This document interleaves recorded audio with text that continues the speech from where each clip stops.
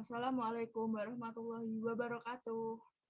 Hello, I am Nur Azizah. In this video, I will read Siroh Nabawiyah.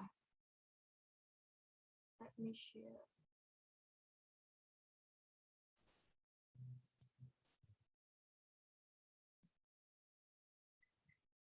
I will read Siroh Nabawiyah from the Life of Muhammad the Prophet book. I chose chapter 9. The title is Boycott. Chapter 9. Boycott. Ban on the clans of Hashim and Muttalib.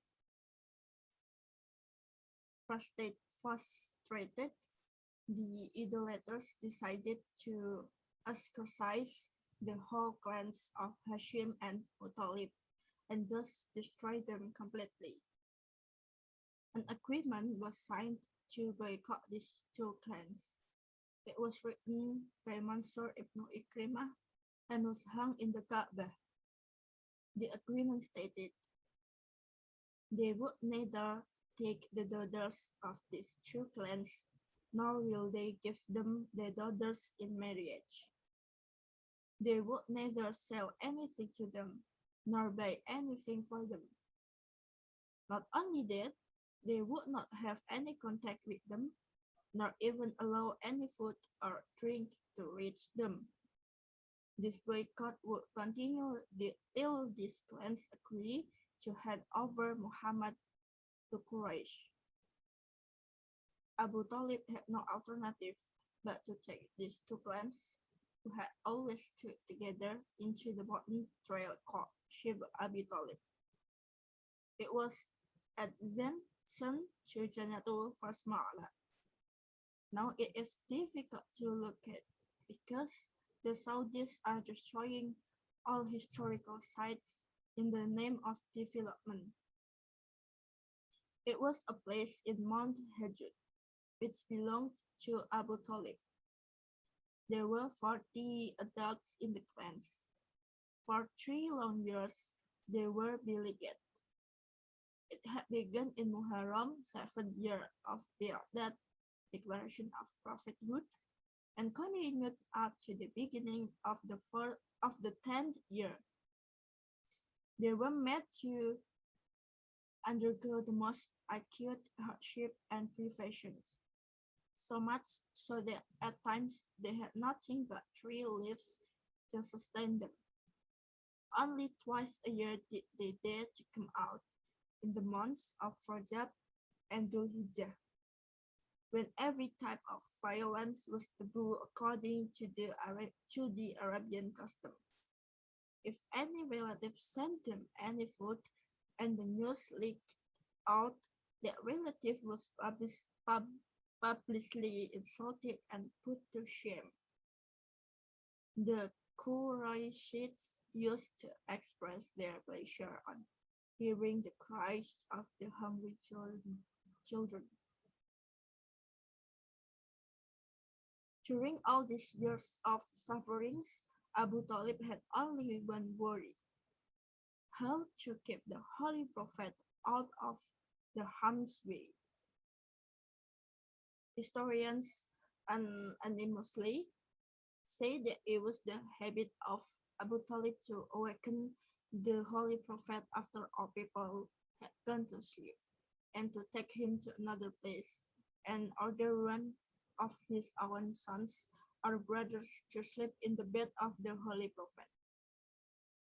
This was done so that if an enemy had seen where Muhammad was sleeping, and if an attack was made on him at night, his own son or brother would be killed while the Holy Prophet would be saved. All of them suffered these hardships and did their utmost to save the life of the Holy Prophet. History is unable to produce another example of such devotion and loyalty. And imagine that this continued not for 1 or 2 days or weeks, but for 3 long years. One day, the Holy Prophet said to Abu Talib, "I have been informed by Allah I have been informed by Allah that the agreement of the Quraysh has been eaten up by insects, and no writing has been left therein except the name of Allah.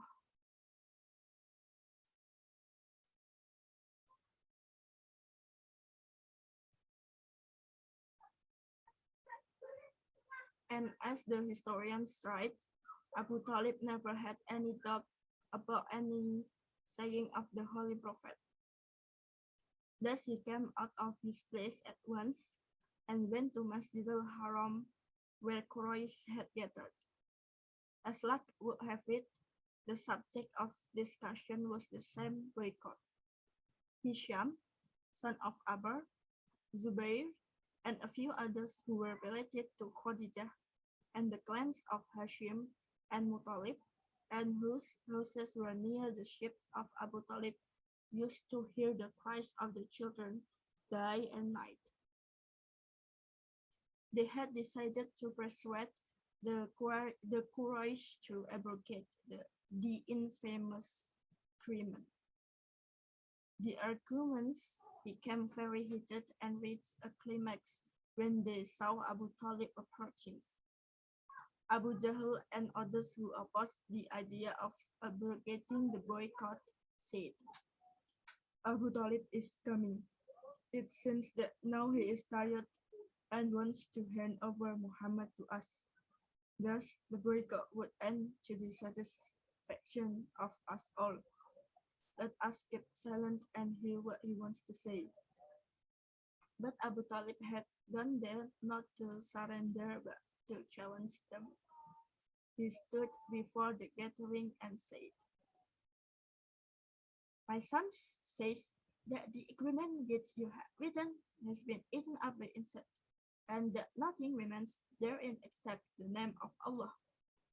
Now look at the paper. If the news given by my son is correct, then you must end your injustice and high-handedness. And if the news is wrong, then we will admit that you were right and we were wrong. The agreement was taken out and opened, and lo, there was nothing left of it except the name of Allah in one place. Now, Abu Talib's voice thundered, and as he condemned them for their tyranny. Those who wanted that boycott ended said that now there was no agreement at all to adhere to. Abu Jahl and others tried to with them but failed, and the boycott ended with a total moral victory for Islam over the infidels. Abu Talib. The sufferings and privation of those 3 years took their toll. Within 9 months, Abu Talib died, and after him, Khadijah also left this world. With the disappearance of their protective influence, the Meccans had a free hand and redoubled their persecution. These two deaths, at a time when the Holy Prophet was in dire need of both, left a very deep impression on him. He was so grieved that he called the year Amul-Huz, the year of sorrow. How valuable their support was may be judged from the fact that Allah has counted them as two of His highest grace and favors upon the Holy Prophet. He says in Surah 93, Did he not find the orphan and give the shelter? And he found the lost in thy tribe and guided them towards the and found the in need and made the free from want. Quran Surah 93 ayat 6 to 8. All the commentators of the Quran say that the first ayat means, did he not find thee an orphan and give thee shelter with Abu Talib?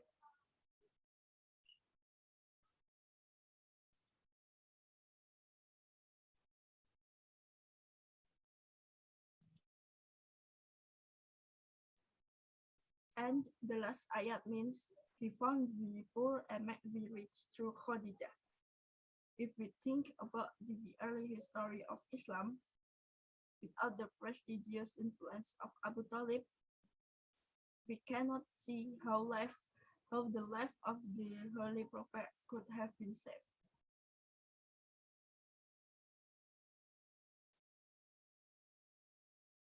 I'm sorry, I will continue.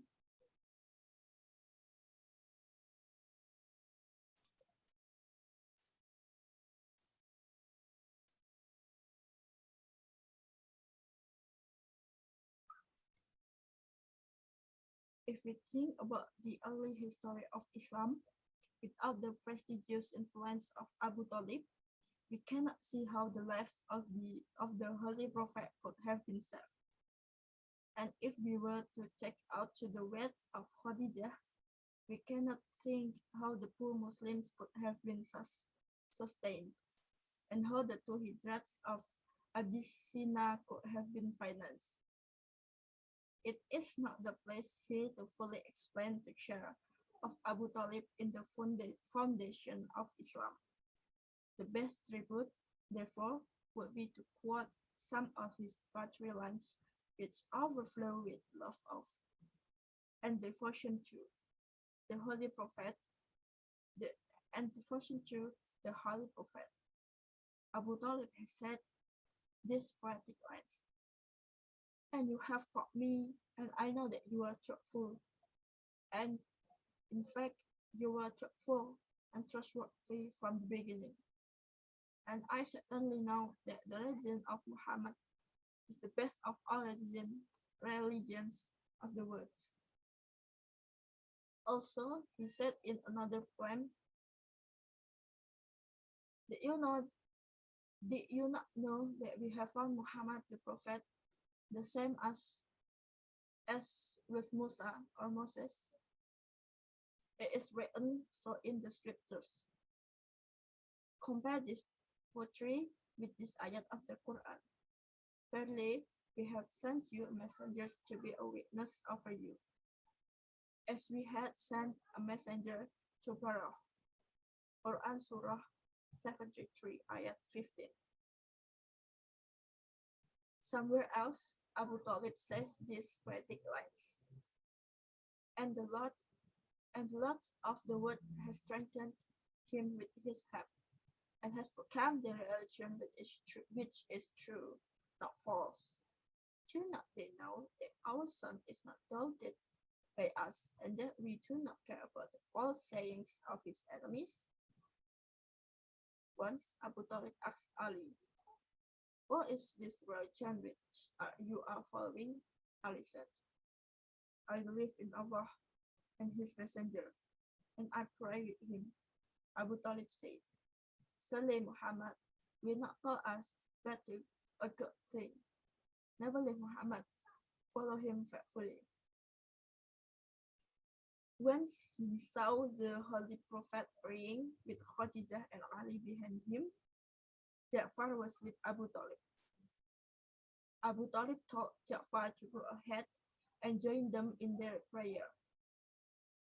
When Hamza accepted Islam in the 6th year of that declaration of the prophethood, Abu Talib was overjoyed and said these poetic lines. Be patient, O Abu Ya'li, Hamza, on account of the religion of Ahmad, and proclaim the religion with courage. May Allah help you. I was glad when you said that you were very mu'min. You were a believer. So help the messengers of Allah in the cause of Allah, and announce to the Quraysh your decision, and tell them that Ahmad was never a sorcerer. It was the policy of Abu Talib to keep the Quraysh in suspense about his true belief. had he announced that he had accepted the religion of Muhammad. His position as a respected leader to the tribe would have been undermined, and then he could not extend his protection to the Holy Prophet.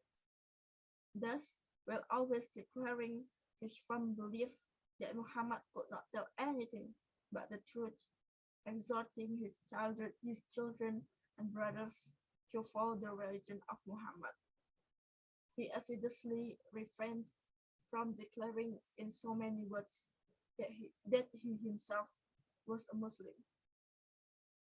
Thus, he maintained his position with the hierarchy of Quraysh and protected the Prophet through his influence.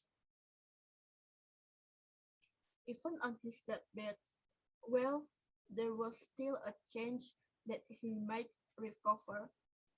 He very diplomatically announced his fate in such a way that the Quraysh could not understand what he meant. When they asked him on which religion he was dying, he replied, "On the religion of my forefathers." As it has already been explained before, that Abdul Muttalib and all his ancestors were followers of the divine religion. One cannot but admire the prudence and wisdom of Abu Talib in that difficult situation. During the last moments of his life, the Holy Prophet advised him to recite the Kalimah loudly, as is the custom of the Muslims. Abbas, who had not accepted Islam yet, saw the lips of Abu Talib moving. He put his ears near Abu Talib and then said to the Holy Prophet, "O my nephew, Abu Talib is saying what you wanted him to say." Alamah Ibn Abil Hadid, the Mu'tazilid, has truly said the following poetic lines. If it were not for Abu Talib and his son Ali, religion of Islam could not take any shape, nor could it find its feet. Thus, Abu Talib in Mecca gave shelter and protected him, and Ali in Medina rubbed shoulders with death. Abu Talib died at the age of 85 in the middle of Shawwal or Dhul Qa'dah. Then beyond that, Imam Ja'far al-Sadiq alayhi salam said, the ancestors of the Holy Prophet will be in paradise, and Abdul Muttalib will enter paradise, having given him the light of the prophets and the dignity of kings, and Abu Talib will be in the same group. Khadijah. Hazrat Khadijah was respected so much that the Meccans called her Tahiroh, the pure one. All the children of the Holy Prophet were born from Khadijah, except Ibrahim, who was born of Maria the Copt. She was the first person to testify to the truth of the Holy Prophet. She spent all her wealth in the cause of Islam, and she was source of comfort and consolation to the Holy Prophet. The Holy Prophet said, 4 women are the supremest amongst the women of paradise: Maria, mother of Isa alayhi salam, Asiyah, wife of Pharaoh, Khadijah bint Khuwailid, and Fatimah bint Muhammad. Aisha said, I never invite any woman as much as I invite Khadijah. The Holy Prophet always remembered her. Whenever any sheep or goat was slaughtered, the choicest parts were sent to Khadijah's relatives and friends.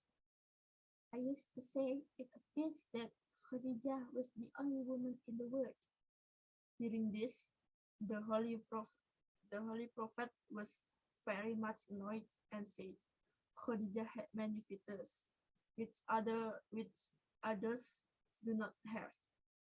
She also said, once the Holy Prophet remembered her, and I said, how long will you go on remembering a woman so old that she had no teeth in her mouth? Allah has given you a woman better than her, meaning herself. The Holy Prophet was so angry that the hair of his head was raised. He said, by Allah, I do not have better than Khadijah. She believed in me when others were stepped into infidelity. She testified to my church when others rejected my claim. She helped me with her wealth when others defied me. And Allah gave me children by her. Aisha said that from then on she decided to not say any unkind word about Khadijah. Sahih al-Bukhari, volume 3. She was 65 years old when she died, and she was buried at Hajjun. Her grave was demolished in 1925 like those of Abu Talib, and others. Finish. Okay, thank you for listening. Wassalamualaikum warahmatullahi wabarakatuh.